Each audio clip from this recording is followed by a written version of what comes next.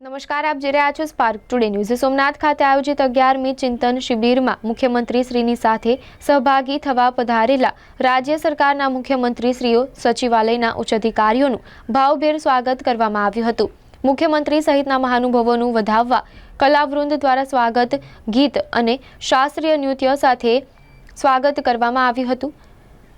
Keshod airport ખાતે મુખ્યમંત્રી સહિતના મહાનુભાવોને આવકારવા માટે ધારાસભ્ય દેવાભાઈ માલમ, જૂનાગઢ જિલ્લા કલેક્ટર અનિલકુમાર રાણા વસ્યા, ગીર સોમનાથ જિલ્લા collector Digvijaysinh Jadeja, range IG Shri Nilesh Jajadiya, Junagadh જિલ્લાના પોલીસ અધિક્ષક હર્ષદ મહેતા, ગીર સોમનાથ જિલ્લાના પોલીસ અધિક્ષક મનોહરસિંહ જાડેજા, જિલ્લા વિકાસ અધિકારી સહિતના પદાધિકારી અધિકારીઓ ઉપસ્થિત રહ્યા હતા। મુખ્યમંત્રીની સાથે રાજ્યના પ્રવાસન તથા વન અને પર્યાવરણ મંત્રી મુડુભાઈ બેરાય, શિક્ષણ અને આદિજાતિ વિકાસ મંત્રી કુબેરભાઈ ડિંડોર, પંચાયત વિભાગના રાજ્યમંત્રી બચુભાઈ ખાબડ સહિતના ઉચ્ચ અધિકારીઓ હવાઈ માર્ગે કેશોદ એરપોર્ટ ખાતે આવી પહોંચતા ઉમળકાભેર સ્વાગત કરવામાં આવ્યું હતું।